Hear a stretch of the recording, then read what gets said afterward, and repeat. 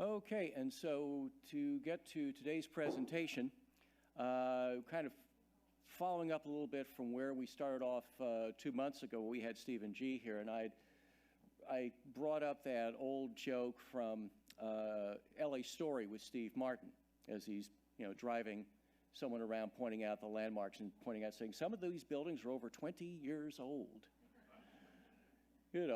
And so I would imagine that that our presenter today has more than a little to say about that particular myth and how we can go about collectively, how we can go about combating that that mythology that unfortunately in so many cases has become actual. And so I'm looking forward to to what Ken has to say, and the book is it's a terrific read. If you're interested at all in the practice and the intricacies of what good preservation could take form, the different shapes it could take form, then it's definitely worth picking up. And of course, Ken will be available to sign it as well. So there's no other bits of housekeeping except that, unlike last time, this presentation is in fact going to be recorded. And so that means that all of your sparkling questions at the end of the presentation are going to be documented for posterity. And so that means that we will have a couple of wandering microphones, and so you'll be able to ask your questions. And in a few weeks, if you wanted to, you can go to the Historical Society's website and the YouTube page, and you'll find this presentation along with all the other ones that we've done, the webinars and the various other things that we've done. And so if Alan is ready in the booth, then I'm going to just say a couple of sentences. Ken Bernstein is with the City Planning Department Office of Historic Preservation. And there's actually so much interesting and wonderful stuff in what he does, I'm going to let him tell it. And so without any further ado, Ken Bernstein.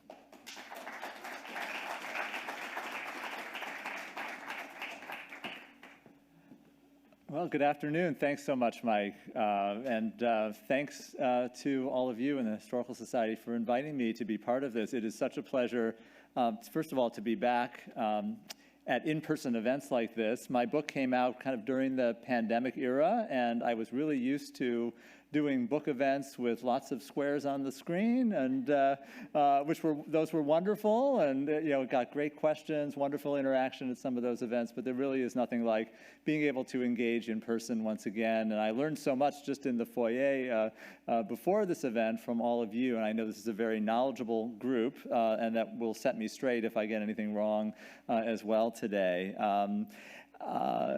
It's also just wonderful to be back here at the library. I do want to check out the 150th anniversary. This is one of my favorite places to be in all of Los Angeles. And it played, as many of you may know, a very important role in the historic preservation story of Los Angeles. I touch on it in the book, but this really was the fight to save the Central Library was the driving force behind the creation of the Los Angeles Conservancy as the major preservation advocacy and education group in Los Angeles. So very happy that they were successful. Citizens came together around that cause and really kind of grew the historic preservation movement in the city.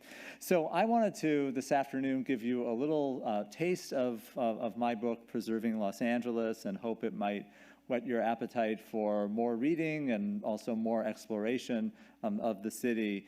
And there have been many books, and you've had, I'm sure, many presentations in this lecture series about Los Angeles history, Los Angeles architecture, and of course the book touches on all of that. But the driving force behind my wanting to do this book really was I felt like the actual story of historic preservation in Los Angeles, the power of historic preservation, the role that it's played in the city, that was a story that had not been told. And it kind of does start with the myths that Mike was alluding to about Los Angeles as a city that doesn't care about its history, doesn't care about its architecture. There's this idea that all that LA is Tinseltown, the movie studios, the entertainment industry, and that so many East Coast observers who write about Los Angeles may fly in for a few days, capture that slice of Los Angeles and think they understand all that Los Angeles is all about. And I think all of you know that our city is much more than that, and there's a richness to Los Angeles' history and its built environment and that history that really needs to be more fully told. And I've been very fortunate. I do oversee the Office of Historic Resources within LA City Planning. It's the Historic Preservation Program for the City of Los Angeles, and worked for several years for the Los Angeles Conservancy as a preservation advocate before that. And I've been very fortunate in my career to have kind of a bird's eye view of the historic places of the city and the role that historic preservation has played to understand why that is a myth, and wanted to share that with others. And what I've really come to understand through my work and working with many others on these sorts of issues is that while historic preservation is often perceived as being about stopping change, blocking progress, that's often how it's kind of pigeonholed.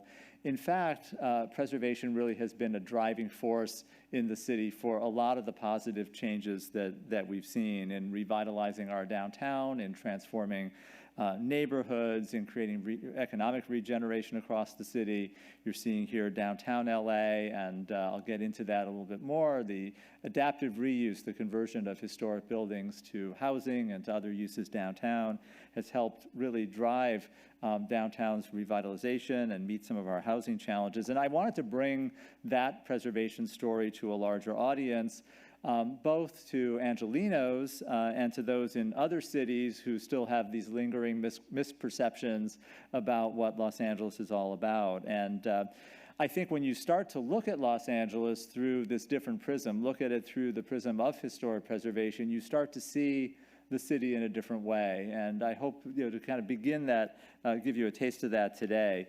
Obviously, I have a full-time job with the city that's kept me busy, and I kind of thought about doing a book for many years, and kind of thought a few years ago maybe it was time to try to put this into paper, put it between two covers. And this really was a labor of love for me. And in that spirit, I did decide I wanted to donate my proceeds from the book to three nonprofit organizations shown here, the African American Cultural Heritage Action Fund of the National Trust for Historic Preservation, Latinos in Heritage Conservation, and a group called APIA-HIP, Asian and Pacific Islander Americans in Historic Preservation, all of which are working toward greater equity and inclusion in the historic preservation field. So my book proceeds are supporting those organizations. I also realized I didn't want to just kind of write a chronicle of historic preservation in LA. A lot of what we do is very visually compelling, very visually rich, and I knew that the book needed a partner to kind of draw that out. And I found the ideal photographer for the book, Stephen Schaefer, who some of you may have worked with. He's very active in the historic preservation community based in Ventura, but active with the statewide nonprofit, the California Preservation Foundation, and with his preservation commission in his home city. And he really came to the project as both an architectural photographer, but an architectural photographer with a preservationist eye, who kind of intuitively understood the deeper meaning and deeper power of some of the sites that I was trying to illustrate with the book. And I've done some joint events, I think all or mostly on Zoom with Schaefer, as he's known. And if he were here, he would tell you the story of how I gave him a 65-page shot list to go out and photograph. And he ended up photographing 19,000 images for this book, crisscrossing the city sort of as the pandemic was lifting. Pandemic restrictions were lifting, and those 19,000 photos became about 300 plus photos that made the final cut of the book. And this is Schaefer taking a shot of the LA basin from atop his SUV, and then the shot he got from atop the SUV from showing the Hollywood sign and the rest of the city. So it was a pleasure to work with him. So I wanted to give you a little taste of the book and some of its themes. And as I mentioned, I wanted to capture that historic preservation has been this driving force for change in the city. And this is not particular to Los Angeles. This has been true in many other cities. And Los Angeles was maybe just a little later in discovering some of the potential and the power of historic preservation. But we've seen it in other cities around LA County, certainly in Pasadena. Many of you are familiar with the story of Old Pasadena and its revitalization. It was really a derelict district in the 1970s and 80s, and the rediscovery, the historic designation of Old Pasadena, leading to the reinvestment that we saw later.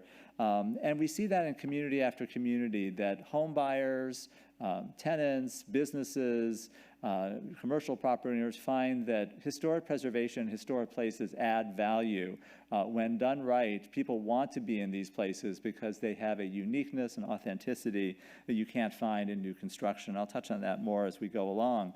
And I think that in addition to the specific content of how preservation has transformed Los Angeles, I wanted to share some of my own sense of discovery, which has been the real pleasure in the work that I do, that I am still, although I've lived here most of my life, still discovering the city and wanting to show others the real Los Angeles that I get to see day to day. I've been very fortunate to have a job that allows me to document, celebrate historic places around the city. And I'll never forget the first time I came across what I'm showing here, which is the Garden of Oz in the Hollywood Hills, which is a secret garden in the Hollywood Hills community. And this was created by Gail Kottman, a remarkable property owner who worked with about 75 of her artist friends over a period of years, really a period of decades, Beatrice Wood and many others.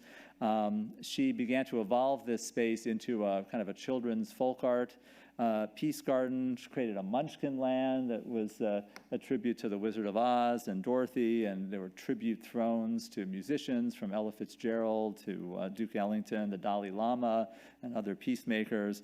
And Gail Kottman has opened this to the public on a very limited basis. You have to have a key. You have to take an oath that you'll uphold the principles of the garden. And it's a really wonderful place. And she ultimately agreed to have this designated as a city landmark, a city historic cultural monument.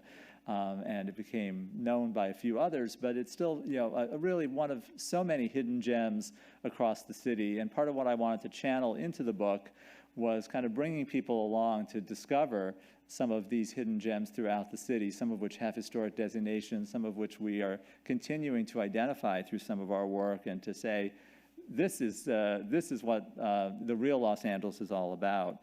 And so I wanted to infuse that sense of discovery throughout the city. Obviously, I work in a city government environment that is working to designate and identify historic resources across the city, and wanted to share as well some of the basis of how historic preservation actually takes place across the city. How can we channel historic preservation into positive change around the city? One of the ways that we do that is through the power of historic designation, the creation of local landmarks in the city, or what in Los Angeles we call historic cultural monuments, that when they are designated, that helps protect many of our historic places from demolition. And in many cases, a number of the case studies I provide in the book showcase how historic designation led to a later, more dramatic transformation of some of these places. In the San Fernando Valley, we tell the story of the Idle Hour, which is shown here, one of the few remaining examples of what's often called programmatic architecture, in which the form of the building reflects its use. In this case, you have a 1941 bar in North Hollywood shaped like a whiskey barrel, and it really only endures today thanks to its historic cultural monument designation. It was commissioned by a film technician for Universal Studios in the early 1940s. It became a flamenco dinner theater later called La Caña. And Dolores Fernandez, the flamenco dancer, and her husband Jose ran it for decades, and it then closed in 1984. And I often point out, you probably know the old woman who lived in a shoe, This became the story of the old woman who lived in a whiskey barrel, because after the flamenco club closed, Dolores Fernandez lived there for another couple of decades with a number of animals, but the building became very deteriorated, and as she passed away, it was threatened with demolition. Chris Nichols, who some of you might know, who's an associate editor from Los Angeles Magazine, longtime preservation advocate, brought forward a nomination of this site for historic cultural monument status. It went to our Cultural Heritage Commission, was designated, and that led to its transformation. As the property was auctioned off, it had that protection in place, and Bobby Green, who some of you might know, has transformed a number of historic bars and clubs around Los Angeles, rehabilitated this into a kind of a much more thriving commercial establishment. He spent about $2 million rehabilitating. He also moved another example of programmatic architecture. This is actually a replica of what was called the Bulldog Cafe from 1928. It's not the original. The replica had been at the Peterson Automotive Museum, and they were getting rid of it. So he coupled that with the programmatic architecture he was rehabilitating on the patio of the revitalized Idle Hour. But an example, again, of how historic cultural monument status can lead to rescues and transformations. We also tell the story of Los Angeles as a preservation pioneer, and you don't think of Los Angeles in that way in many cases. You think of perhaps Los Angeles as lagging other cities, but what many people don't know is that Los Angeles had a historic preservation ordinance long before most other cities, dating back to 1962. We predated the city of New York's ordinance, which was 1965 after the demolition of Penn Station there. We predated Boston, Chicago, San Francisco, and even predated the National Register of Historic Places that was approved in National Historic Preservation Act of 1966, and Angelenos were part of that effort to actually have a historic preservation law at the national level. We just celebrated the 60th anniversary of that ordinance last year. I'm pleased two of our Cultural Heritage Commissioners who were part of that celebration are here today, Barry Malofsky and Diane Canner. So we're proud of the fact that Los Angeles was a preservation pioneer. And I think one thing that's also notable about our preservation law is that we've always been open to understanding that historic preservation is more about pretty architecture. As important as it is to designate important architecture, it's also about history, important things that took place, and culture, the cultural history of the city. And in fact, our local landmarks have, since 1962, not been called landmarks. They're called historic-cultural monuments. And so it's even in the historic designation, this broader understanding of what historic preservation can be and should be about. We haven't always, our designations haven't always reflected that. And in practice, the majority probably have been about architectural significance, but we've always allowed for that broader consideration. And an example of that that's in the book is the designation of the Black Cat bar in Silver Lake. And again, it's an area where you don't think about Los Angeles as a pioneer, but what we have been. You think about Stonewall in New York as being, in many cases, celebrated as the first significant gay rights activism in this country, but the Black Cat, a few years before that, was a very important milestone. This was an event that took place New Year's Eve going to January 1st, 1967, a raid on this bar on Sunset Boulevard in Silver Lake as patrons were exchanging celebratory kisses and embraces to celebrate the new year. The LAPD came in, dragged many out onto the street, beat many of the patrons, and many struggled to resist arrest. And so there were some mass arrests that led to then several hundred protesters coming out in the weeks that ensued. Some of the first organized activism to assert the rights of gays and lesbians in Los Angeles and beyond. And it led to a court case, a court challenge as well, with an appeal that went to the U.S. Supreme Court asserting equal protection rights for gays. And this site became designated as a historic cultural monument in 2008. Again, not a very modest site architecturally, but really around the importance of this set of events that was defining in terms of our social history of the city and the country. So that's the designation of individual sites or city historic cultural monuments. We also have the ability through historic preservation to designate and recognize neighborhoods through historic districts. In Los Angeles, we call these historic preservation overlay zones. We have a bureaucratic name for everything, or HPOZs as they're known here. But they're generically called historic districts around the country where entire neighborhoods that are cohesive, that share a history or architectural legacy can be designated. And we now have 35 HPOZs in Los Angeles. Those encompass about 21,000 properties across the city. And the book tells the story again about how historic designations have helped save and revitalize, transform many of these communities. And among those are the Jefferson Park HPOZ in the South LA neighborhood, which has helped knit together a very diverse community, a community that remains about 50% Latino, 35% African American.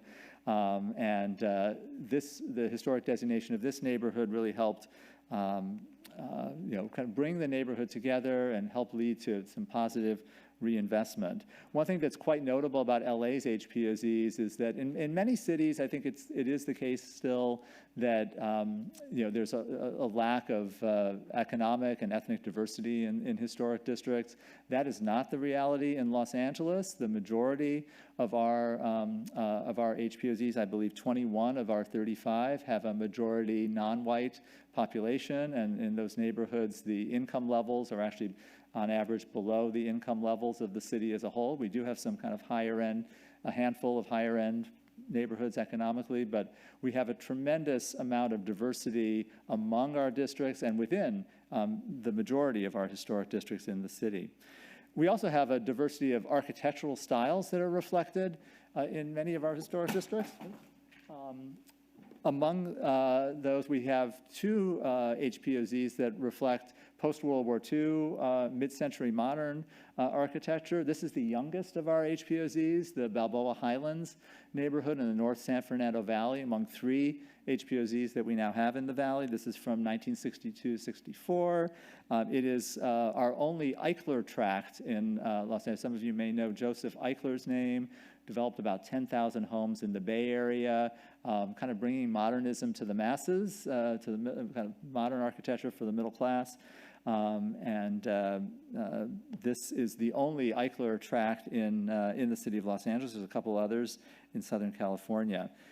We've also been grappling in our historic districts and in the kind of public debate with issues of density and how we're addressing our housing crisis as a city. We have obviously all-time high in terms of our homeless population.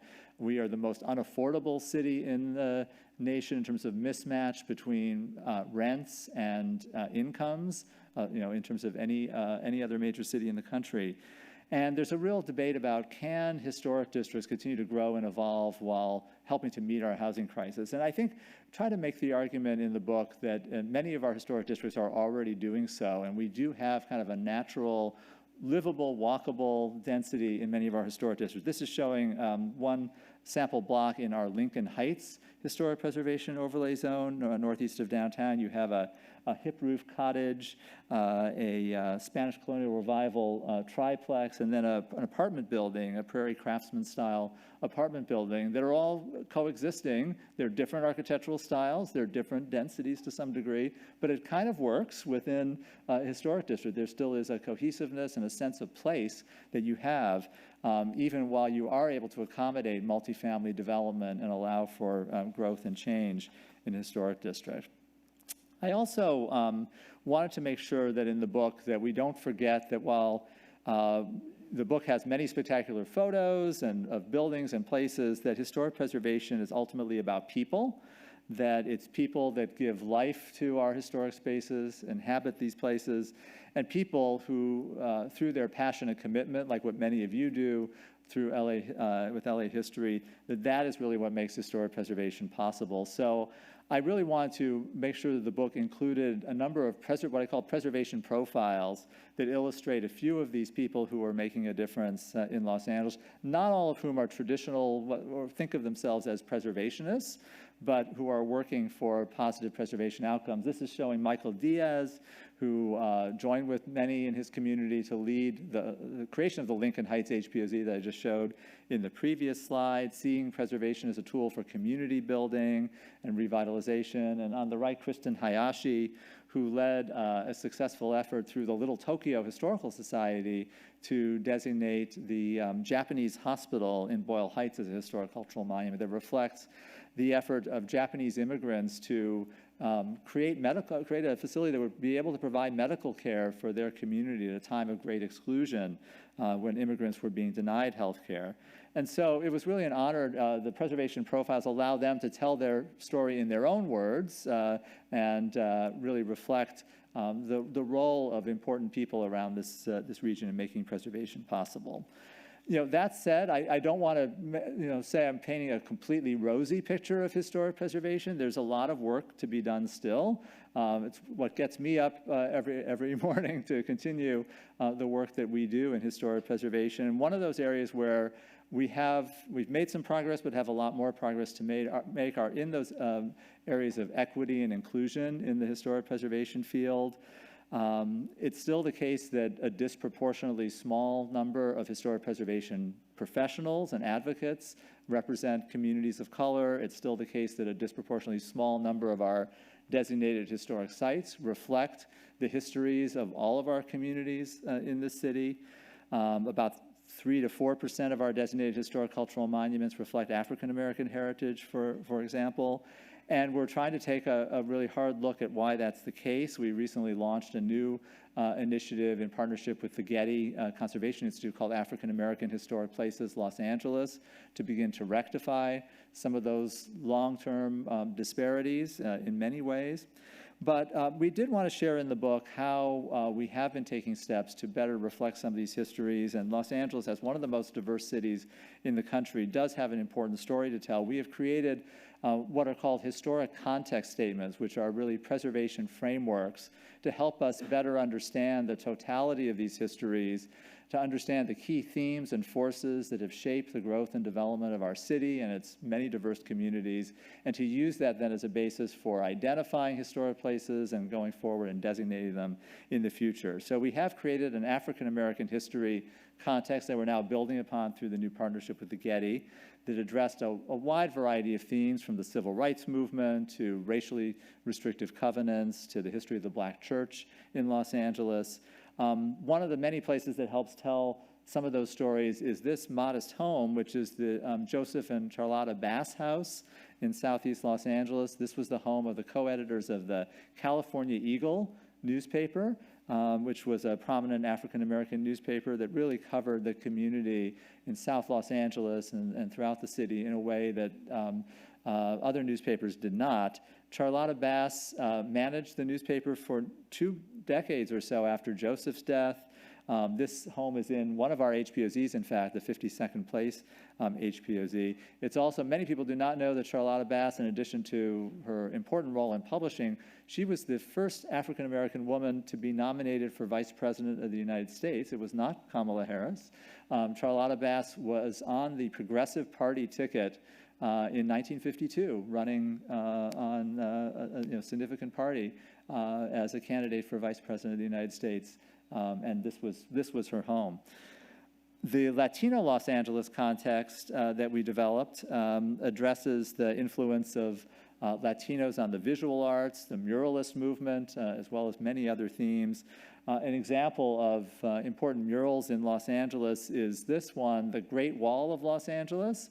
Some of you may be familiar with it. It's one of the longest murals in the country.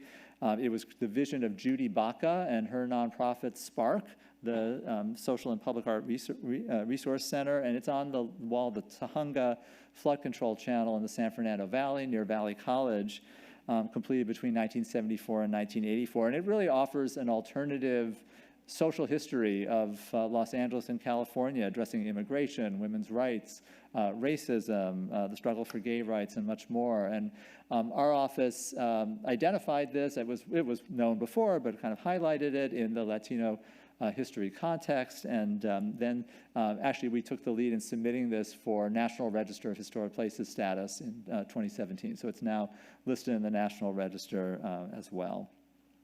We developed also 5 Asian Americans in Los Angeles historic contexts that was supported by a National Park Service grant that came to our office. One of those reflected Japanese American history, that we really tried to go beyond looking just at the history of Little Tokyo, as of course probably the preeminent Japanese American cultural center in the city, and looked at other communities and important Japanese American resources, including the Sawtelle neighborhood of West Los Angeles, which is still today a very significant Japanese American enclave. And Japanese Americans initially came to the Sawtelle community. Many of them worked in what were then agricultural fields in parts of the West Side, south of Pico and elsewhere. And by 1941, as World War II began, Sawtelle had 26 Japanese American nurseries in a single neighborhood, serving the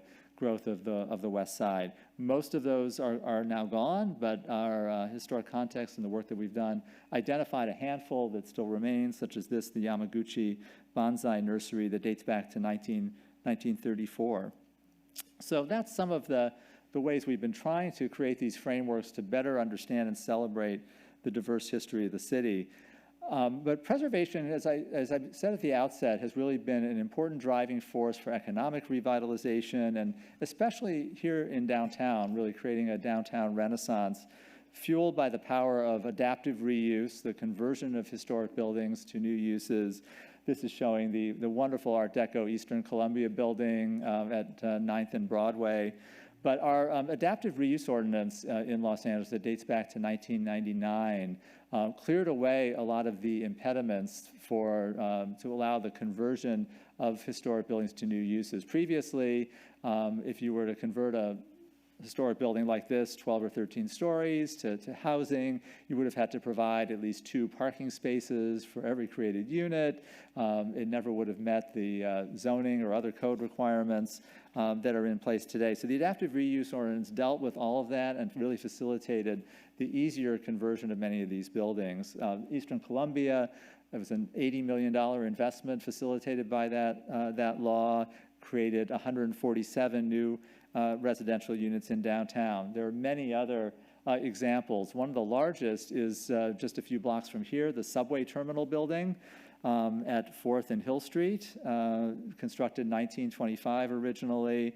I think many Angelenos don't know that we had a subway in downtown LA prior to the more recent Metro Rail system, the opening of what was the Red Line. I guess the Red Line's now the B Line. I have to still get used to all the new letters as opposed to colors. But we had a subway that opened decades before that. It was only a 1-mile subway. It was supposed to be longer initially. It was supposed to go all the way to Glendale, I believe. But nevertheless, the subway terminal building was the hub of that system. And during World War II, it served 65,000 daily commuters passing through this building. You can see the underground tracks there that are still visible. You can still go down into the subway tunnel, even though it was later blocked off. The train stopped running in 1955, and the building above it had become mostly vacant as an office building. So the adaptive reuse ordinance really allowed for its conversion to 277 spectacular loft-style apartments. The project's now called Metro 417, referencing its address on Hill Street. And again, you can see this is the residential lobby. You can't build a residential lobby today new that in any way provides the beauty and sense of arrival that a historic building can. And this project also shows how historic preservation financial incentives can be key to this type of revitalization. Our office runs a program called the Mills Act, Historical Property Contract Program. It's a state law implemented by local governments that allows for property tax reductions. It's a voluntary contract that can be entered into with the city and can result in property tax savings for designated historic properties. And this project also used some federal rehabilitation tax credits, income tax credits as well to make this all possible. But adaptive reuse hasn't been limited just to downtown LA or to residential conversions. It also adds value for commercial developments and for businesses. When Google was looking for a new office space in Los Angeles, it didn't look at a new glassy skyscraper downtown. It really looked to some historic structures, and it found the long vacant Spruce Goose hangar in the Playa Vista community. Many of you may know that story of Howard Hughes, who built his famous H-4 Hercules flying boat. The Spruce Goose famously only flew once. It was on display in Long Beach. I forget where, I think it's now somewhere in the Pacific Northwest, but be that as it may, the building where that was all assembled, where Howard Hughes had Hughes Aircraft and his operations, that was vacant for decades, and Google ultimately transformed this, working with CGF architects to kind of do a building within the building, but maintain the historic features of the Spruce Goose hangar and really create an anchor of what's now often referred to as Silicon Beach, LA's kind of high-tech and kind of cutting, the number of businesses that are at the cutting edge of tech. Adaptive reuse also has been very successful in creating affordable housing in the city, and the book showcases a number of examples. One of them is in the Boyle Heights community, just a couple miles west of here, the Boyle Hotel, one of the oldest commercial structures in the city, dating from 1889. I love this juxtaposition. You think about transit-oriented development today. We talk a lot about that as planners, there's now a Gold Line station directly across the street from this. You see the streetcar in the 1890s going by. It was transit that really opened up many of our communities. But this too had become very dilapidated. The building was deteriorating. It did house mariachi musicians for a long time. It became known as Mariachi Hotel because just across the street from this is Mariachi Plaza in Boyle Heights. But this is an example of how nonprofit housing and, again, preservation incentives can come together. The East LA Community Housing East Los Angeles Community Corporation, ELAC, acquired the building. They did 51 affordable units. 30 of them are in the historic building. There's also an addition of 21 units that has been added on. Another of our cultural heritage commissioners, Richard Barron, preservation architect, really led this effort, overseeing the new construction and rehabilitation. And a great example of how, again, historic properties can be part of addressing our affordable housing solution. It doesn't have to be an either-or, that meeting our housing needs or meeting density needs to result in the demolition and replacement of our historic properties. So the last part of the book that I want to talk about really is capturing the work of what we called Survey LA, the Historic Resources Survey of Los Angeles, the first ever comprehensive citywide historic resources survey to take complete stock of all that we have in the city that is architecturally or culturally significant. And it starts, this is sort of a map I always used to use in talking about Survey LA, showing the size and complexity that we have to deal with. This is just the city of Los Angeles map, about 470 square miles, with 8 of the largest cities in the country fitting within our boundaries with plenty of additional room to spare. So in thinking about doing a citywide survey, we had to think about how we were going to go down every street of the city and look at 880,000 separate parcels across Los Angeles. And this was, in the end, about a decade-long effort in partnership with the J. Paul Getty Trust, the Getty Conservation Institute, and the Getty Foundation.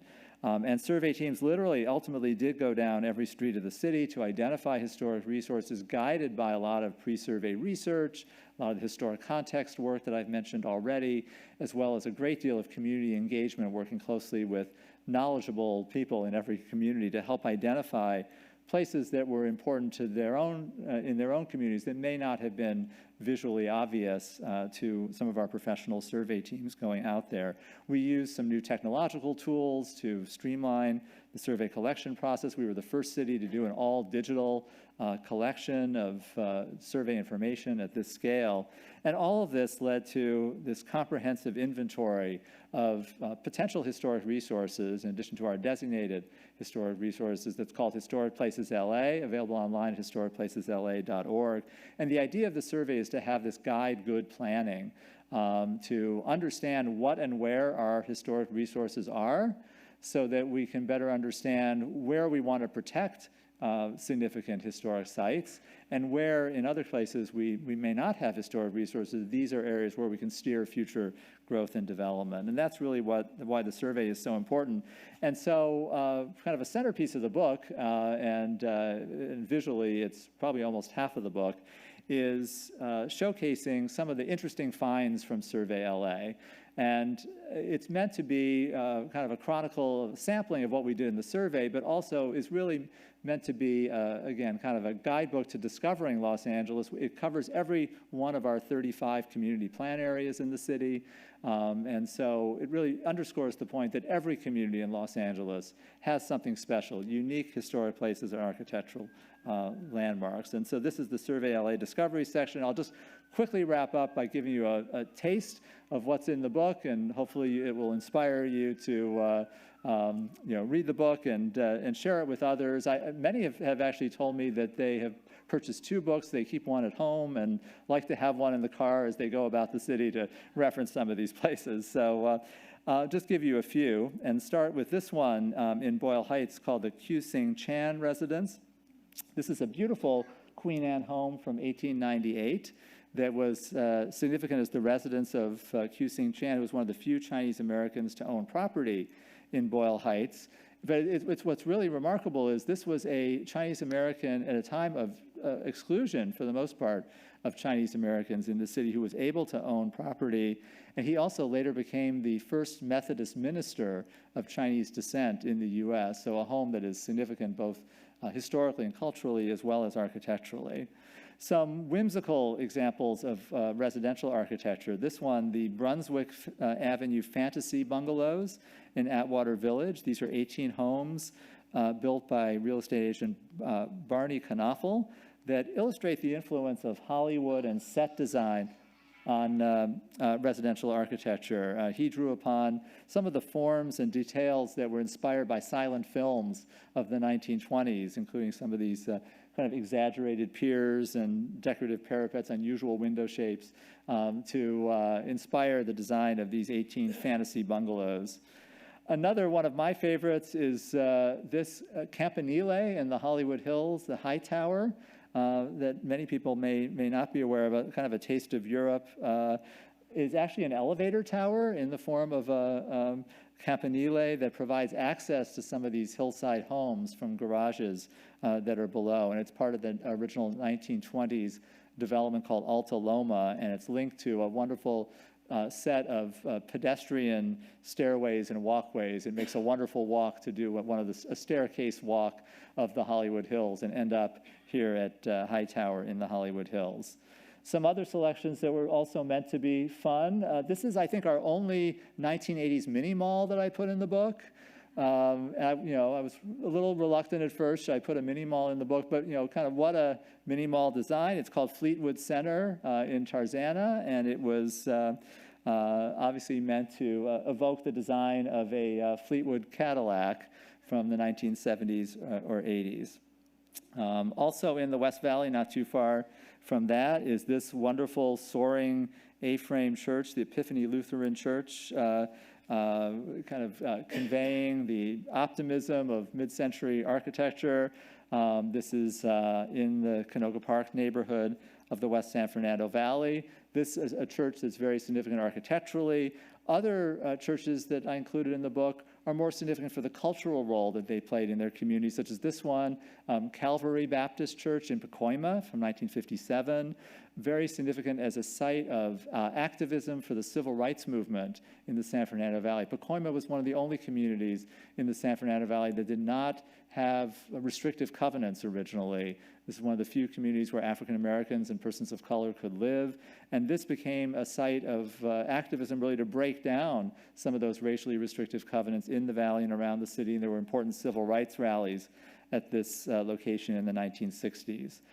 Down the road in the Sun Valley community, the foothills of the San Fernando Valley, is this wonderful little roadside motel and coffee shop called Pink Motel and Cadillac Jacks.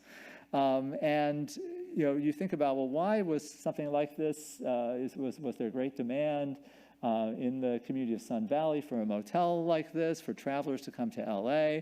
It's important to remember that this was on San Fernando Road, which was Highway 99. It was the entry point before Interstate 5 and other interstates were built. This was where travelers to LA kind of came into the city. And this was really a gateway from Northern California. There were a number of other motels like this that have been demolished and altered. This is used today mostly as a filming location. The west side, this is an interesting home, a 1906 craftsman home. This wouldn't look out of place in communities such as West Adams or Northeast Los Angeles, one of the few homes from this period in the west side community of Mar Vista. It is located atop what was the first gated community in Los Angeles, the Ocean Park Heights tract in Mar Vista, on Mar Vista Hill. And not too far away from that, in the community of Del Rey, is this very modest, very tiny structure from 1922. And it appears to be the only remnant building from what was known as Barn City, the Barn City Wild Animal Circus and Zoo, which was a zoo that had about 4,000 animals, and a traveling circus that was based here as well. And it was actually an incorporated city for a time in the 1920s, which had the zoo and the circus headquarters. Later, just a few years later, as the operation wound down, it did become absorbed and consolidated into the city of Los Angeles by 1926. But this is, I think, the only remnant of the formerly incorporated city of Barn City. Just a few more. Let's see, I skipped over this. In Southeast LA, the Goodyear Gardens neighborhood, this is a neighborhood from 1920. And again, a very rare example in Los Angeles of worker housing. This was a neighborhood that was built by the Goodyear Tire and Rubber Company from Akron, Ohio, that built a plant in South LA. That plant itself, that Goodyear tract, is now being significantly rehabilitated and revitalized. But these homes have been, for the most part, preserved intact. And through Survey LA, we identified them as an eligible historic district. Some of the homes have now been designated as city historic cultural monuments. But it is really an interesting example of the industrial legacy of the city tied to the construction of housing and worker housing in Los Angeles. And the last example, I'd like to show this as a site that reflects kind of the constant change and evolution of the city. I often like to refer to them as kind of the layers of history that we have in Los Angeles. This is a neighborhood just off of Crenshaw Boulevard, identified in the survey called the Crenshaw-Senan Historic District, and was significant for its associations with the Japanese-American community of the city. After the internment of World War II, Japanese Americans came back certainly to Little Tokyo, but began to disperse to other neighborhoods of the city, in South LA, in the South Bay area. And this was a neighborhood in Crenshaw that was a significant settlement of Japanese American neighborhoods. In the ensuing decades, it became a majority African American neighborhood, continues to change demographically today. But I think what's interesting is, again, you can see these visual cues, the bonsai, the elements of Japanese American architecture that give you a sense of what this neighborhood has been, the sense of continuity, the continuity between past, present, and future, and the layers of history becoming visible. And I hope that just in this little taste of some of these examples and the power of historic preservation, you get a sense of Los Angeles through the prism of historic preservation being a much more nuanced and interesting city.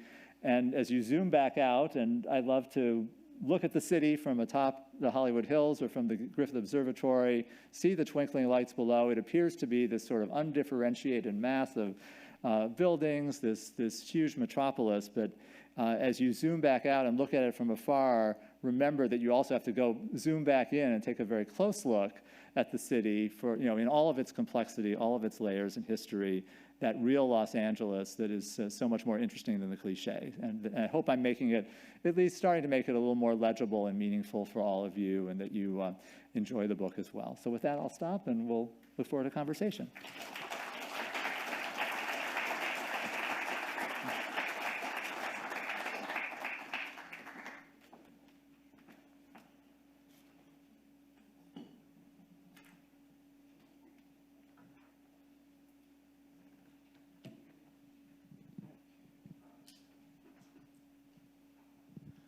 Okay, okay, that one's working, and is yours working? I think so, yeah. Okay, good. All right, there's also going to be a couple of wandering microphones along the, out in the audience, so when we get a little bit further along, as I say, you'll get a chance to ask your questions and participate in the discussion.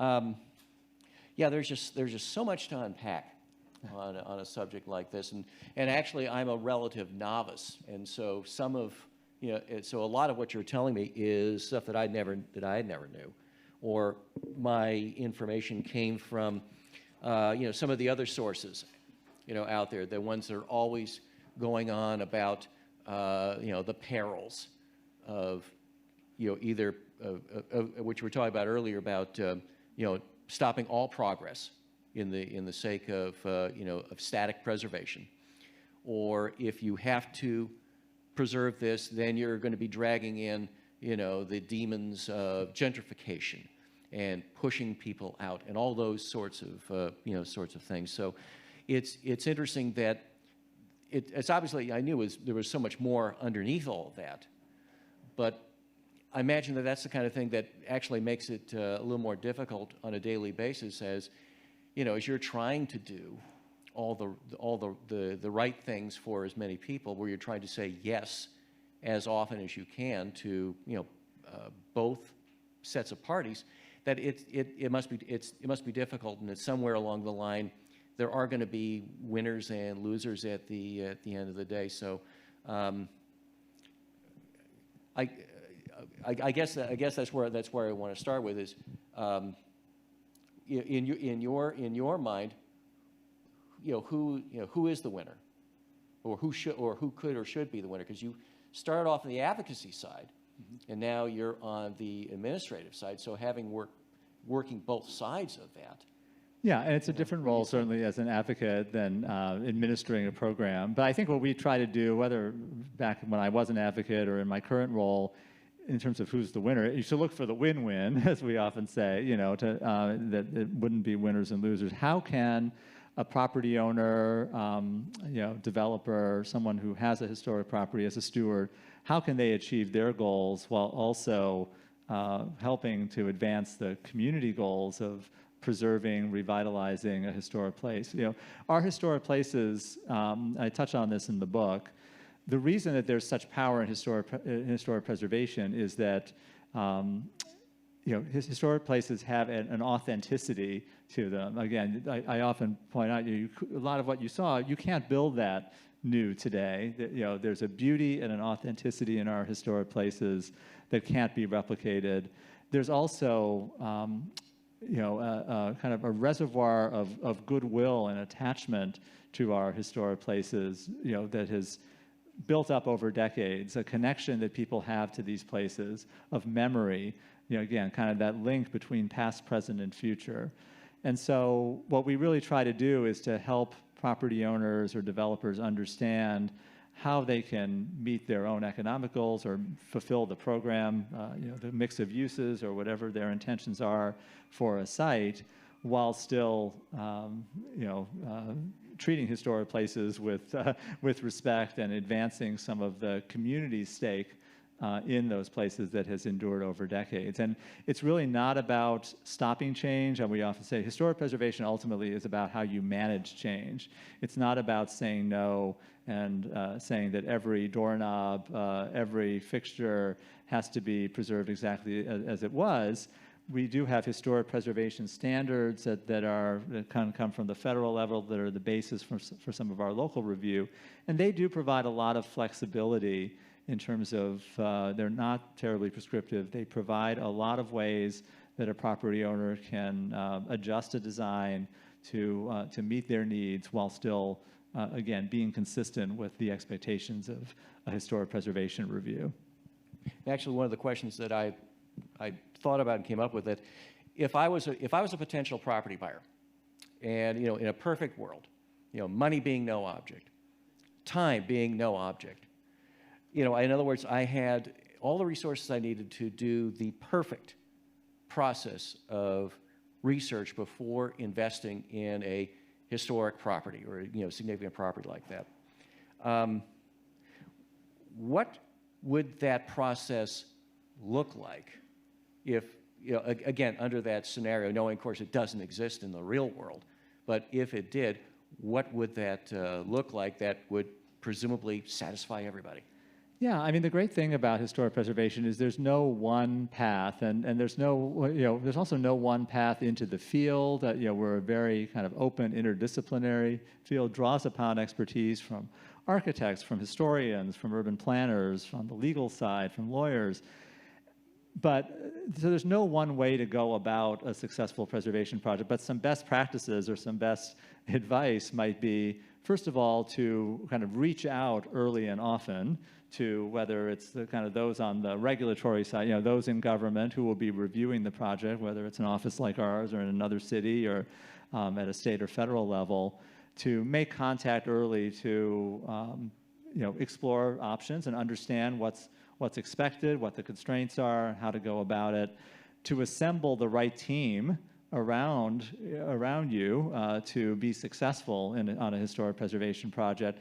All too often, we do find some property owners working, let's say, with an architect who might have a wonderful track record of new development and new design, but does not necessarily have experience in working with historic properties. And so some of those architects may be more interested in imposing their own design vision than in seeing or listening to what the building itself is telling them of what the building needs and wants, and understanding the history and significance of the building and how to work with that.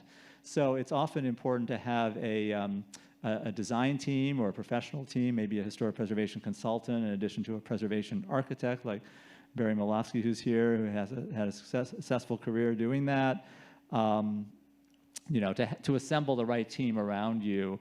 And then to also just be open to some give and take in a more, I would say, kind of iterative design process, not to be so wedded to your initial design approach that whether you get community input because the community cares deeply about this particular site, be open to what you hear from the community as well as those who are giving input perhaps from the governmental side. If you do all those things, I think those who approach the project with the right team and the right openness, we get to, we don't like saying no.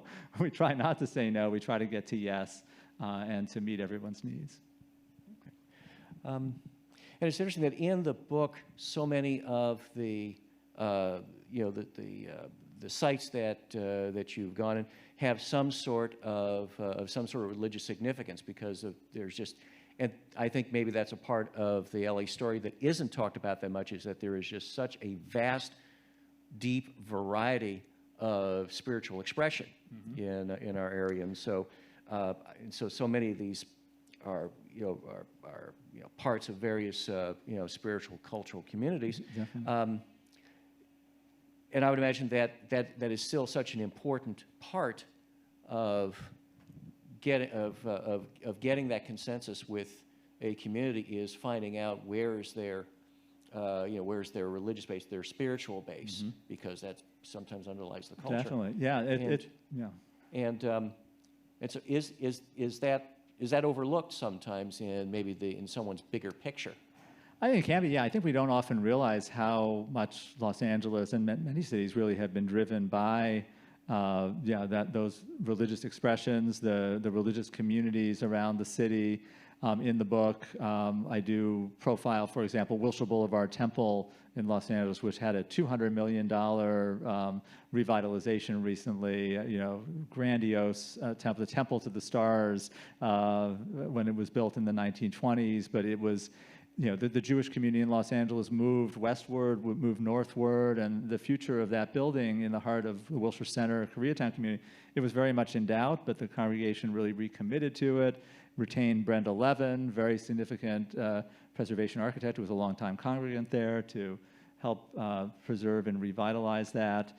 That's one example. The history of the Black church in our city and many others, of course, is so central to the African-American heritage of the city, and profile a number of those sites. One historic cultural monument site that's profiled in the book is the New Temple Missionary Baptist Church on South Broadway in South LA, which was designated a few years back as, for its significance, as the site where Aretha Franklin's Amazing Grace concert, the biggest selling gospel album of all time, where that was recorded. And that, among many other examples, we've just recently seen the Venice community, the Venice Oakwood neighborhood, an African-American community very separate from, distinct from the South LA neighborhood, really come together around the designation of their churches, the First Baptist Church of Venice, and more recently the Bethel Baptist Church in the Oakwood community of Venice. And it continues, I think, with other cultures as well. Well, first of all, I mean, LA was the start of the Foursquare Gospel. Sister Amy Semple McPherson, the Pentecostal movement that became international really began in LA. Our Commissioner Diane Cantor is here, long associated with First Congregational Church, and many of our kind of mainline Protestant churches, but it continues with other cultures. We have a nomination right now coming to our commission for the Hollywood Sikh Temple, which is a more recent 1990s temple that was really created by one of our longtime Cultural Heritage Commission, Dr. Marwa, a dentist who was president of our Cultural Heritage Commission for many, many years. He helped create that as the spiritual center of the Sikh community in Los Angeles. So again, just the richness that we have in this city is remarkable, and I think that religious history is too often overlooked. Okay. And I was going through the book, and as a novice, I was seeing references of examples of different architectural styles that, frankly, I'd never heard of. Brutalism, and so out of, do you have any suggestions as far as what would be a good background information source for someone to be able to go drive down the streets through the city and say, oh, that's well, I know a little bit what Googie is, but it's because they've seen enough examples of it, but but some of these other styles and things, I mean, there's just so many different architectural styles that sometimes it just kind of seems overwhelming to keep it all straight. Well, great companion book to this one, I'll have to plug, it's another Angel City Press book, if I could plug it, the Gebhard Winter Guide to Architecture in Los Angeles. Some of you are probably familiar with it. It's the classic in really going into significant detail about the architectural styles and the architecture, and it goes beyond the city of LA to all LA County communities. It's a classic and was updated a few years ago before Bob Winter's passing, and it really is the classic. And then there are other great resources nationally. There's a wonderful book called Field Guide to America's Houses. Virginia McAllister's book, which is a field guide to architectural styles, would be another if you're not familiar with it. If you don't know, well, I don't know that she goes into brutalism necessarily. There aren't a lot of brutalist single-family homes. Not sure she covered that. Brutalism probably has not been helped by its name. It sounds off-putting, but I think there are, again, we have some examples of brutalism, which is this kind of more stark, kind of concrete architecture, kind of peaked in the 1970s. I think we are seeing a new appreciation of brutalist landmarks, around the city and around the country. And again, Survey LA was meant to take stock of some of that. And I think one of the things I point out in the book as well about architectural styles is, and it's been observed by others as well, all too often we lose examples of architecture at in the time period between when buildings are about 25 or 45 years old. They are we look at that architecture, always have from that time period as, we kind of reject that and think that that architecture is ugly. There was a professor who coined this as ugly valley. It's at the low point of how we experience architecture. And some of the architectural styles that we now love, the Victorian era architecture from the late 1800s, Art Deco from the 1920s and 30s, those were reviled styles. Victorian era architecture was reviled 40 or 50 years later. We were demolishing the Art Deco Richfield Towers across the street from where we now are, some of the great Art Deco buildings of the city. We were demolishing those around 1970. The Wiltern Theater was threatened in the 1970s. When those buildings were, 40 or so years old. And so we need to have an open mind about the architecture from the more recent past, whether it's brutalism or the postmodernism of the 1980s. Again, to understand that the way we see those examples today may not be how we see them 2 or 3 decades from now, and that we might lose the best of those examples before we turn around our viewpoint. So it sounds like that you just alluded to a couple minutes ago that Sikh, that Sikh mosque designation, 1990. So that's definitely less than 40 years old. Yeah, that would be one of our youngest historic cultural monuments moving forward. We've had a few examples from the 1990s that have been designated, but yeah. And I think that has, in addition to architectural significance, the cultural significance of that to the Sikh community, is the basis for its nomination. And is that something of a sea change where the cultural significance has an equal value to the architecture when something becomes worthy of preservation? Yeah, I think, as I alluded to, I think we've always, like I said, since 1962 in our preservation ordinance, we've always really allowed for that, historic and cultural are in the name of the designation. So it's not completely a sea change, but I think the reality has been that the preservation movement has focused more on architecture than on these other dimensions of significance. And we've been grappling with that quite a bit with the city, in our Office of Historic Resources, with our commission, really looking at the fact, this idea of what we often call integrity. How intact does a building have to be to warrant historic designation? Does it have to still be pristine architecturally if the significance of a building is really more about the associations of what took place there, or the cultural significance, the cultural communities associated with those sites, really trying to look more expansively and with a more open mind toward allowing for more sequential changes to some of those buildings, if it's still clear that the building can convey its association, convey why it's significant. So that is really the sea change, the discussion that we've been having over the last few years, and really trying to advance, as I said, kind of really look at making sure that all of the stories of all of our communities are reflected in a way that they haven't always been in our historic designation programs and in the emphasis of what we pursue. And then, of course, the other side of the preservation model is things like adaptive reuse. Mm-hmm.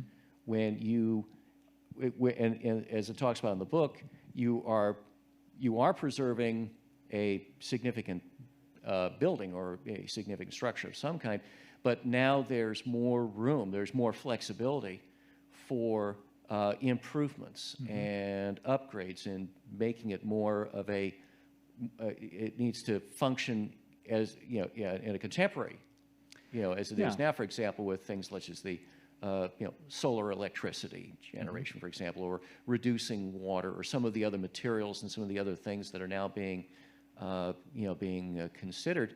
And I guess it doesn't sound like there's been a hard and fast formula for, well, this particular structure can't be designated this way because it's had too many changes put into it. Mm-hmm.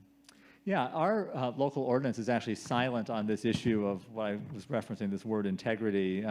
So it is interesting. Some local ordinances are very specific about how much change can be permitted, and our ordinance has been more vague on that. It doesn't specify that, and so it does provide us some flexibility. The adaptive reuse projects I showed, I think, are a great example. Again, preservation isn't only about, again, making sure that everything is exactly as it was from a period of time 7 or 8 decades ago. Buildings can be adapted, take on new uses, meet today's needs in many ways. And you were alluding as well to, sustainability, solar, or, water issues. I think that's something we're looking at a lot these days is, again, to what extent can buildings and places be adapted in a way that are more environmentally sensitive. I should have pointed out, actually, the Jefferson Park HPOZ photo that I showed when I was talking about that had a wonderful front yard of drought-tolerant landscaping, and I think it's a great example of how those types of sustainability practices can coexist with our historic resources. We're also talking a lot about the climate challenge, of course, and both the fact that climate change is threatening many of our historic resources, wildfires or floods are imperiling historic resources in LA or certainly in hillside areas and elsewhere, and the role that historic preservation can play in climate action and meeting the climate challenge. And so that's a big topic right now. We kind of call it climate heritage, that intersection of climate action and cultural heritage. And the way that we need to be preserving our historic buildings in part because it's the old reuse, recycle, it applies to historic buildings as well because it can take decades for even the greenest new construction to make up for the carbon impacts of demolition, sending to a landfill, harvesting new resources, and about 40 or 45% of our carbon emissions are attributable to construction, to the buildings and the operation of buildings. So we need to be preserving those buildings, but also doing so in a way that makes them energy efficient and continues to adapt them to changing needs in terms of sustainability. And at the very top, you were talking about LA being the driving force for changing. You cited the redevelopment, the renovation of Old Town Pasadena. And I've lived in the area for I lived in that part of the world for decades. And yeah, I remember what that area used to look like in the mid to late '80s, and the fact that it's come back around so much is really really remarkable, and it seems to be, and to me, I always think about that when I've been hearing about all the controversies coming out of, say, Highland Park. There are the forces that say that any change coming into Highland Park right now is akin to gentrification. That is probably the ugliest word you can say to anyone right now, because it seems there's a chasm between those who are okay with changing a property for the better because it's going to bring in more people, it's going to raise property values, it's going to do this, do that. Then the other side of that, you have those elements that are saying you can't do this because it's going to price us out, the people who have been there for decades and decades and generations and so forth. But what you were saying that some of the overlay zones, that their income level is actually less than the median. So how do they come out on something like this? These are difficult issues to generalize about, certainly. And Highland Park is an interesting case. That's our largest of our historic districts, the largest of our historic preservation overlay zones. We have about 4,000 properties in that Highland Park district. And it's difficult to separate out all of the forces that take place, in terms of urban change and what causes that and what's attributable to that. Highland Park is also on a transit line that's led, and that's led to some investment in the community. But actually, and we've looked at some of the numbers, the income levels, while there has certainly been some demographic change in Highland Park, it is still the case that the median income level, even in the most recent census, is still well below the area median. And I think that the impact of preservation on gentrification, it's difficult to be definitive about that. A lot of the areas that have had gentrification in the city are not historic districts, or a lot of other areas that have, where that's been a big debate. Communities like Silver Lake before that, Eagle Rock, Boyle Heights, none of those are designated historic districts. I think one thing that preservation does that's a positive is that often some of the markers of historic preservation or of gentrification are the loss of history, the loss of long-time buildings or long-time businesses, legacy businesses in a community. And one thing that historic preservation historic designation does, is it does help moderate the pace of change to some degree. Again, it's about managing, not stopping change, but it does kind of ameliorate, if you will, some of the markers, what bothers people about the pace of change in a neighborhood and a sense of displacement or dislocation that's in a neighborhood. Some of the preservation activity that takes place helps build upon the past while kind of creating a new future, but it does help moderate that level of change in a way that might kind of soften the pace of gentrification.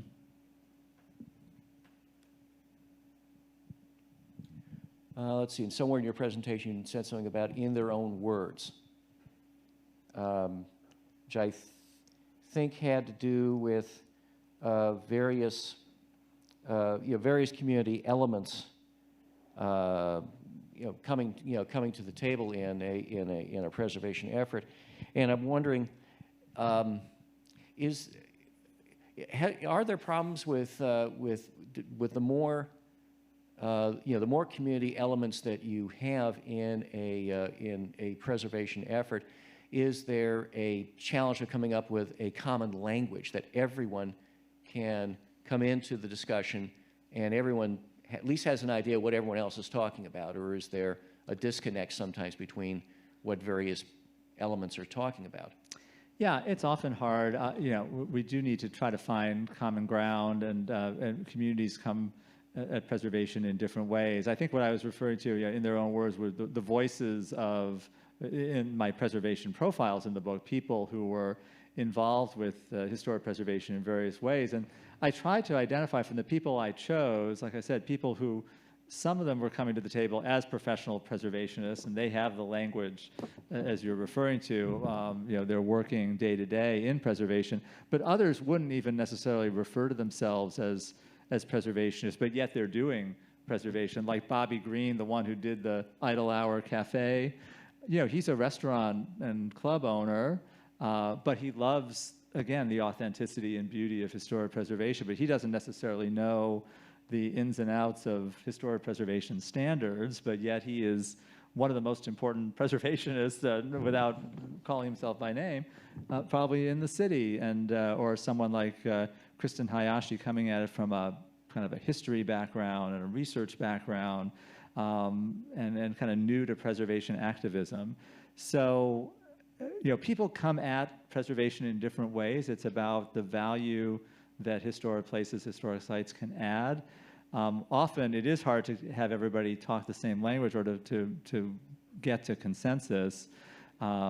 We do our very best to try to really engage all elements of the community and to listen.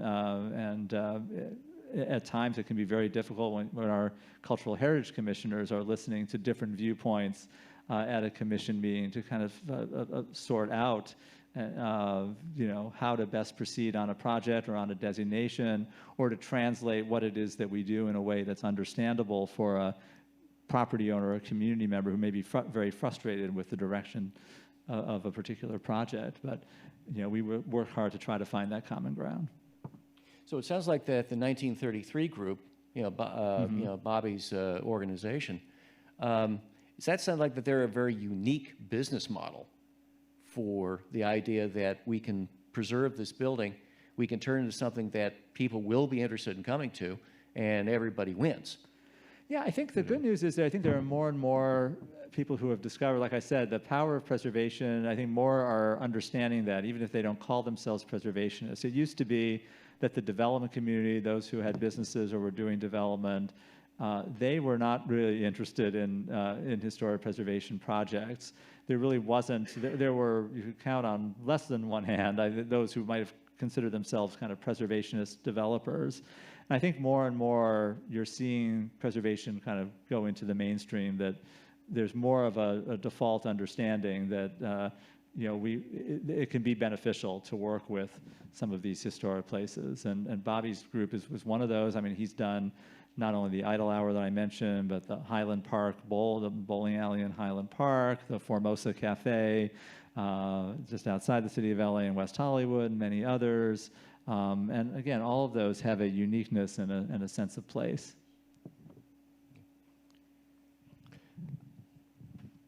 A couple of years back, you and I were both working on the Civic Memory Commission that Christopher Hawthorne headed up, and it was, one of Mayor Garcetti's, projects.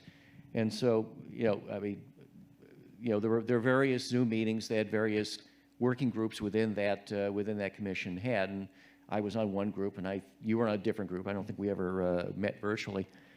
And of course, we did our thing. The report was put together, it was published, and I was so disappointed when the report came. I just figured, okay, this is a great report, but like so many other reports, it's going to be received and filed, and nothing will come of it. Do you have, since both Garcetti and Hawthorne have moved on to other things, and we're kind of left behind? Do you have any thoughts on if there are any elements of that report? Post due, by the way, it was called. Yeah, past due, right? Past due, excuse me. Your thoughts or any parts of that report that can in fact be initiated from either both preservation or the way we choose to respect memory? Yeah, I think some of it is in fact moving forward. Among the recommendations, and this I really commend the report to all of you as an audience that cares about LA history. I think it's a really important report coming from the last mayor's office to say, and a lot of important historians and thinkers contributing essays to this, to say that we really need to rethink how we consider this idea of civic memory, again, kind of overcome our tendency toward historical amnesia in the city. Again, a lot of that is a myth, but really focus on how we can, understand, kind of look at opportunities to better understand and increase understanding of our history. Some of the recommendations that are in fact moving forward, and a very important one is the recognition of the 1871 Chinese massacre, and it was just recently the 150th anniversary of that tragic event. One of the most significant. I have to acknowledge that even as someone who knew about LA history and knew LA architecture, I don't think that I really understood that event until the last several years when I started reading more about it. To create a memorial to the 1871 Chinese massacre, there is an effort underway coming out of the Civic Memory Group with a number of Chinese American leaders. There's an ongoing competition overseen by the Department of Cultural Affairs. There are 6 finalists to look at that. Some of the proposals would have a single memorial, some are multi-site memorials. So that is certainly moving forward. We are, in our Office of Historic Resources, carrying forward some of the ideas. One is that we would very much like to have a citywide program of historic markers. We just completed a pilot program with a state grant to try to begin to re-envision, the traditional, we have bronze plaques for historic sites, or many cities have blue signs to mark historic sites. Well, what should the historic marker of the 21st century be? Certainly it would be more digital and interactive, most likely. We have tools that are available to us.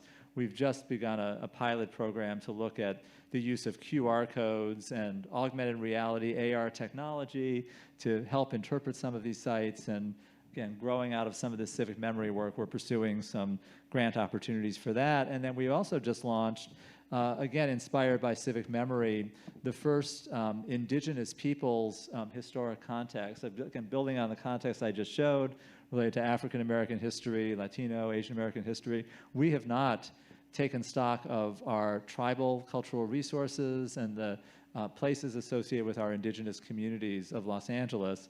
The Civic Memory Report recommended the creation of a tribal tribal liaison in city government. That hasn't happened yet, but I think there's interest in doing that, and we're trying to lead the way at least have a better understanding of some of these resources moving forward. So I think there is a lot, again, some of those individuals have moved on, but I think there is an effort for those of us who remain in city government to try to advance that work.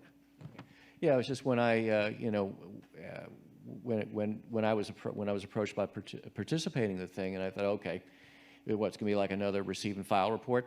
Because so many of those over the years for all sorts of efforts, the report is basically where they go to die, and we've got plenty of them in the the records and the archives, unfortunately. I guess there was one question that I wanted to. I'd asked this of Stephen G. We were talking about Paul R. Williams and in his work, and Stephen told a story of a house in Toluca Lake that had been purchased. It was a Williams house that was built in Toluca Lake. It had been purchased and was basically being torn down. And so the question that I raised to him was, well, as a private property owner, regardless of who built the house, designed the house, anything, or whoever lived there, does the private property owner have the right to do what they want with their property? And Stephen's answer was, well, if your goal is to buy something like this and tear it down, find somewhere else, buy somewhere else, because these are not just homes, these are works of art. And I agree with that assessment. Now, a public building, you've got a completely different, there's a different ownership role there, because a public building is something that, in theory anyway, the entire public, all your taxpayers own or have an interest in a particular building. So if there is well, say the Central Library is a great example of that. And so when this civic building, back in the early days of preservation was being threatened, especially after the fire, what was the role then of public preservation for the benefit of the public versus what it's now become? If that makes any sense. Yeah, this is tough. Public buildings, you're right, it's a different set of considerations than a private owner. But I mean, the same issues do come up, because at times there isn't always a willingness by the public agency to preserve a historic building. And we have seen some buildings that are in public ownership demolished for various reasons.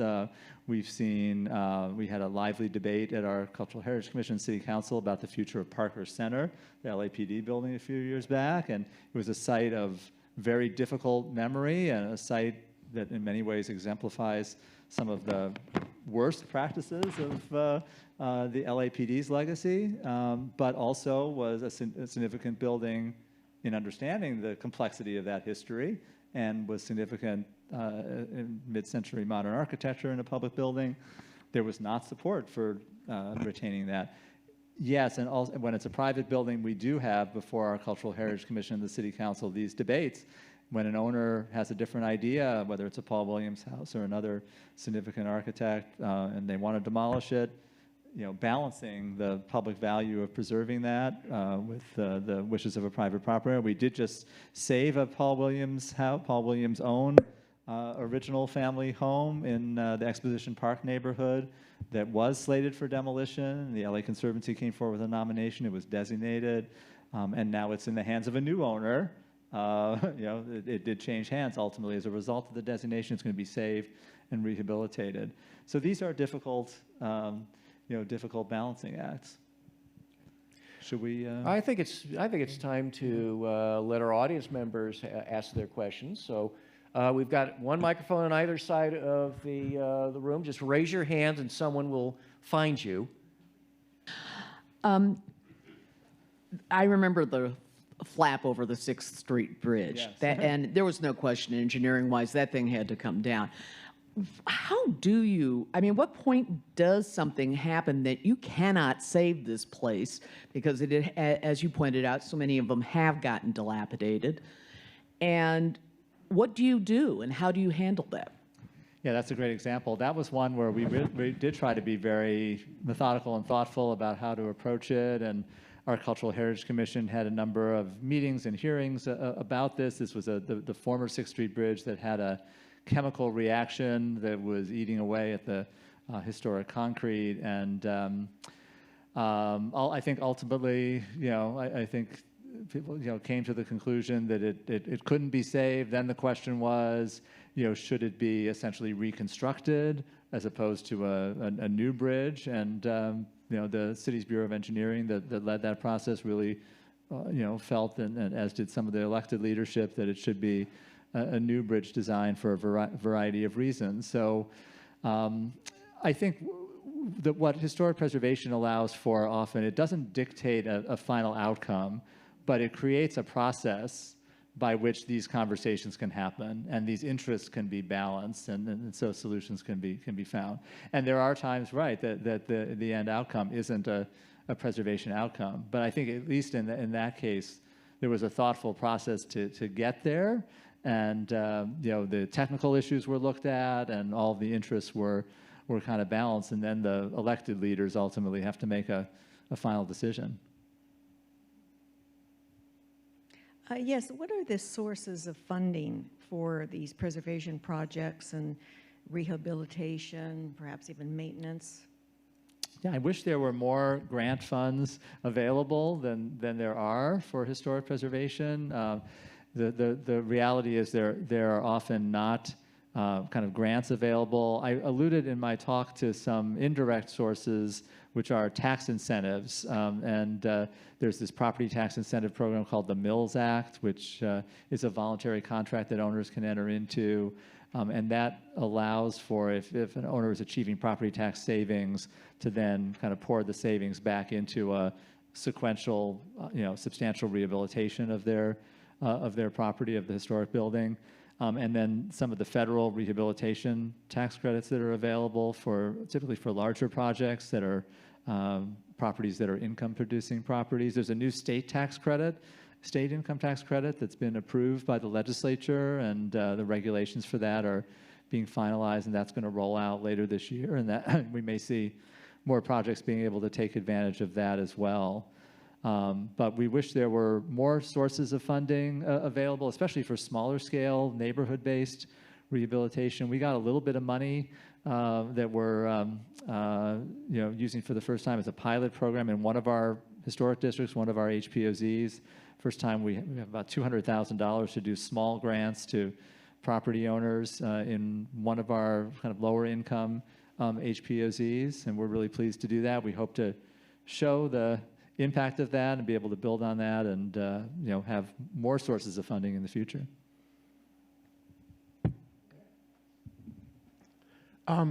LA has a really ambitious 1% for public arts program that is great. But as far as I know, I'm not sure that there's any provision in there for historic preservation. So they have to be built when the project is started. But when we saw the Lawrence Halperin, incredible Lawrence Halperin Gardens in Wells Fargo Center, with all the artwork, were just removed by the developer. And I mentioned this to you earlier, in the library tower across the street, there was this beautiful 3-story gold-leafed artwork by a Russian artist of angels that was also removed. And I wondered if you ever looked into making sure that when a developer, as part of a project, puts up 1% per public art at the start of the project, that there are provisions in place to make sure that that public art is retained for the benefit of the city later on. No, it's Thanks. a great question. You're right, that 1% for our program doesn't really connect, it doesn't fund preservation. I think it's a great idea to perhaps look at how that might happen. It's a different department, or the Department of Cultural Affairs. We staff the Cultural Heritage Commission, but there's a separate department that's the Arts Department of the City Cultural Affairs Department that oversees those % for art agreements. Usually there are agreements in place to ensure that those remain over time, but I have to acknowledge I'm not an expert in exactly how that can best be enforced. But I think it's a very relevant point you've raised.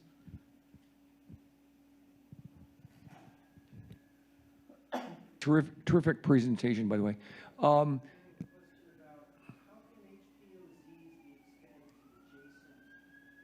Let me take his question with the mic, and then we'll take yours. So. Then we can hear you better, okay? It's all right. Yeah, It's we'll all right. take your question when you have the mic, okay?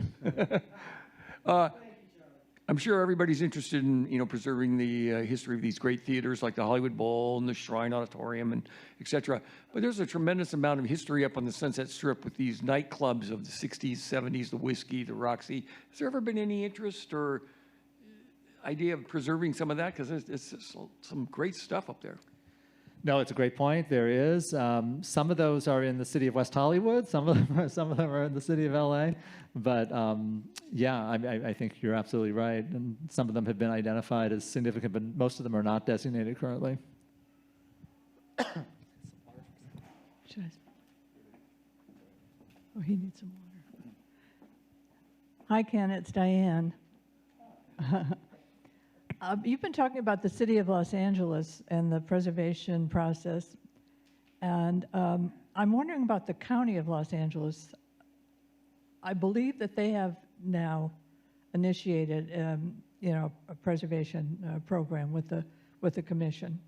And I'd like to know how is that Yeah, they have. So proceeding? the county now does have, they for a long time really did not have a historic preservation program. They now do, and they've been steadily growing it. They have a Historic Landmarks Commission at the county.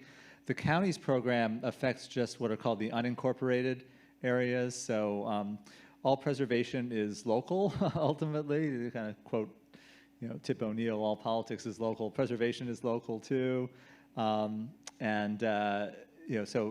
each individual city would have its own preservation laws. We have 88 municipalities in LA County. Actually, the majority of the LA County cities don't have any preservation laws, but others do.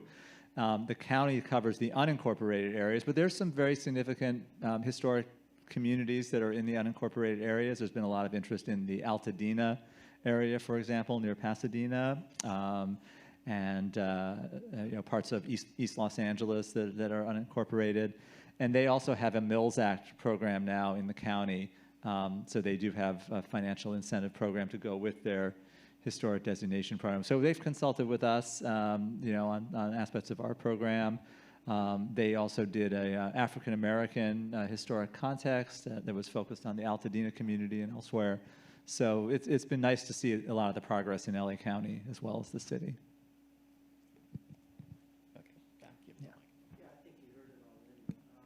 I'm just kind of curious about HPOZ zones or HPOZs and what the process is if it's even possible for them to be physically expanded, or does another one, say to an adjacent HPOZ, does a whole nother HPOZ have to be formed?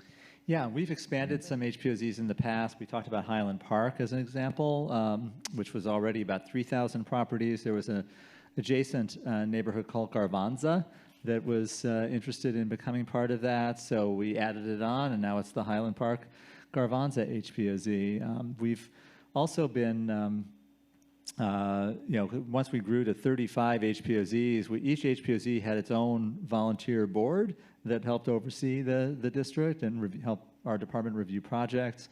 It just got very unwieldy as we got to 35 separate districts, and so we now have kind of consolidated some of the neighborhoods that are adjacent. So, for example, we have HPOZs in the Carthay Circle neighborhood, South Carthay, and Carthay Square, and they used to each have an individual board. They're all immediately contiguous neighborhoods, and now they share a single board to help provide the oversight for those neighborhoods. But it is possible to expand to new areas as well. And usually that has to be a grassroots effort from the people? Yeah. Exactly. Yeah, we're not coming in top down and saying this neighborhood has to be a historic district. That's not being dictated by government. It typically comes bottom up, as you indicated, that there's interest in creating a historic district. We then work with them. Typically, there's a city council action motion to introduce it, and asked that it be looked at, and then we work closely with those neighborhoods. But it's sort of bottom up, and then it is, then there's the city actions at the top, but it really comes from a lot of grassroots activism and also a lot of, almost door-to-door campaigning, if you will, to really explain to property owners what an HPOZ is, what the benefits are, what the review process would be. So there's a lot that goes into that. Looks like there's one at the back there.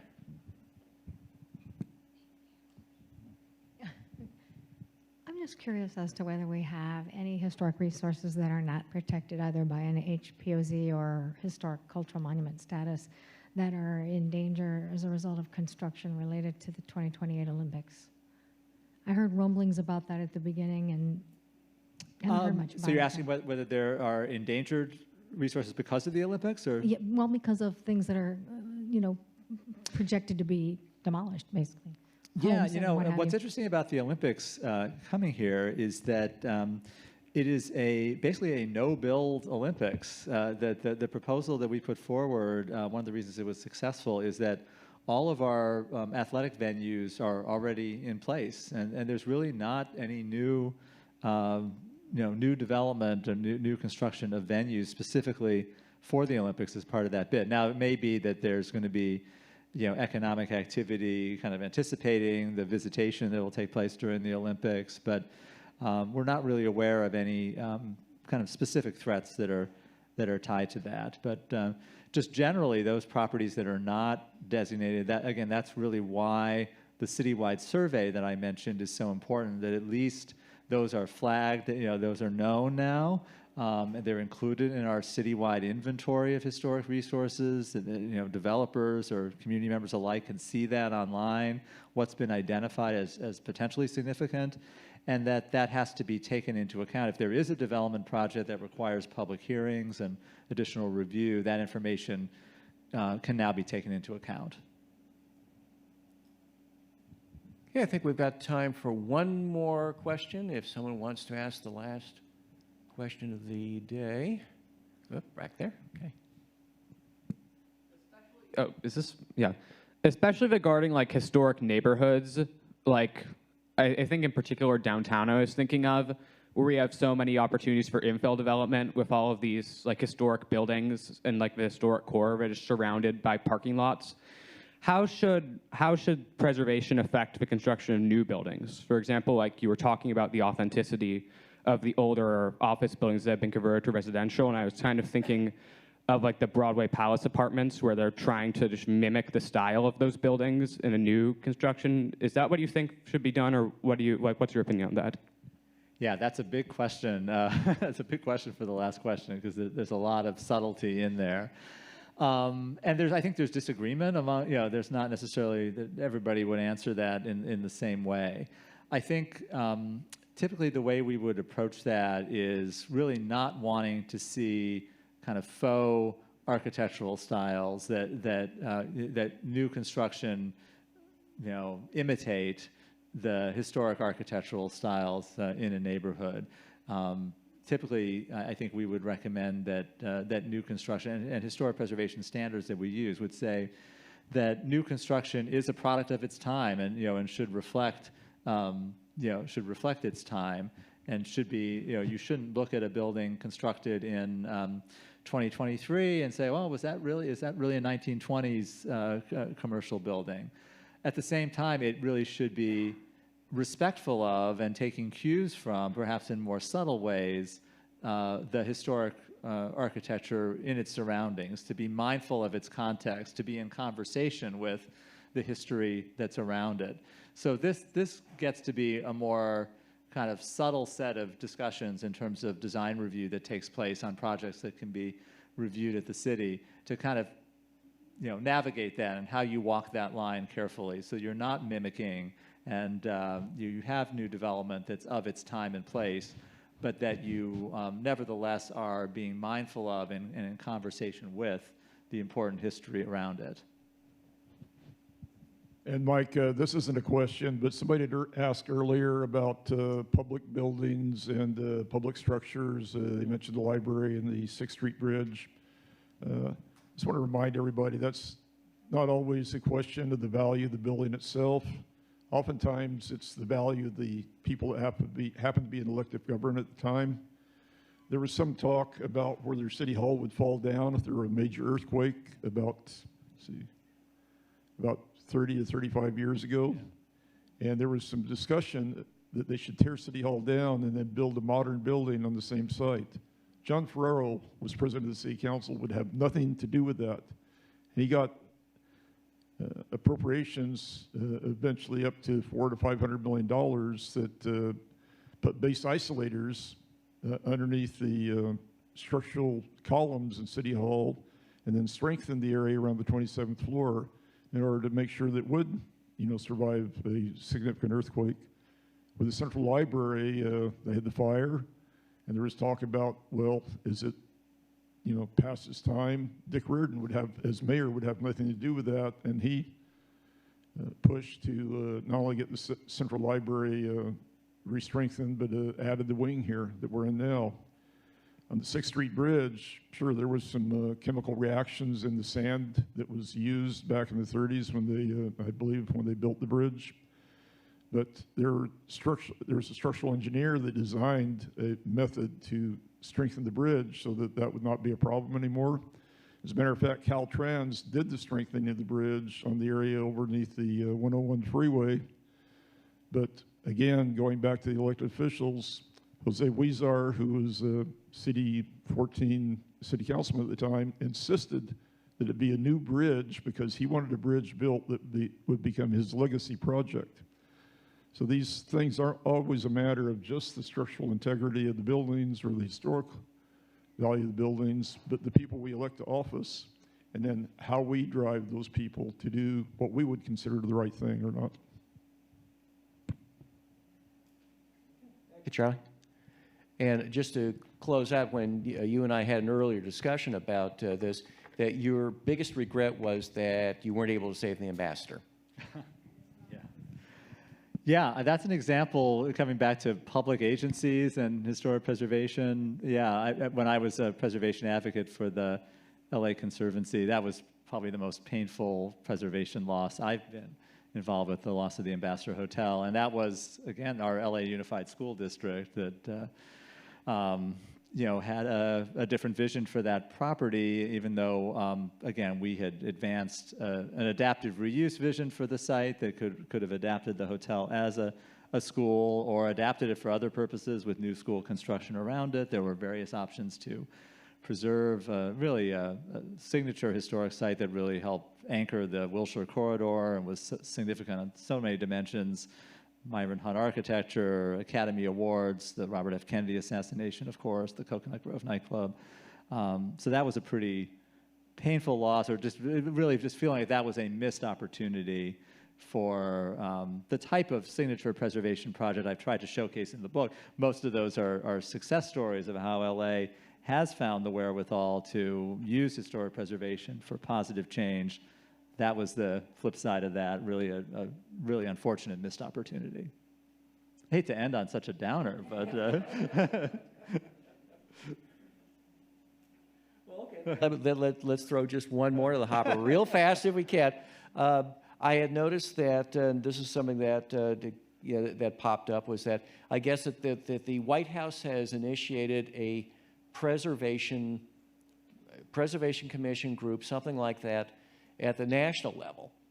So I thought, well, wait a minute, just like what you were saying, all politics being local, preservation being local, do you think there's anything like I use the idea of a radius or an area that this is where it's going to be most effective, yet if you start expanding that area a little too big, maybe even to the county or maybe even to the state level, the elements that you were talking about as far as getting input from the communities and listening to everyone and all the other things to get to the yeses, that becomes diluted and much harder to do when you've got so many more people and you can't say yes to all of them.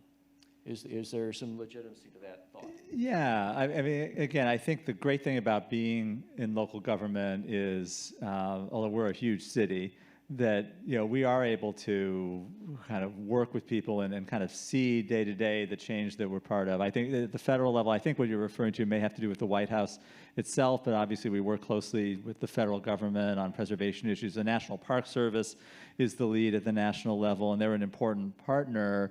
But they kind of set the framework in terms of national policy. But what I've really tried to do in the book is show that it really is kind of at the local level, the power of being able to do designations or incentives, identify historic resources, use some of these incentives on individual projects. What is exciting to me is the way that can make change on the ground, with real projects and that affect real communities and real people. And so, I'm much more excited to engage in that way. And again, try to through the book really. I hope showcase how Los Angeles has a story to tell for itself, for Angelinos who aren't aware of this. And the subtitle of the book is How Historic Places Can Transform America's Cities, that maybe this is transferable to other communities as well, that we really do have an LA story that's at the local level that is powerful to tell.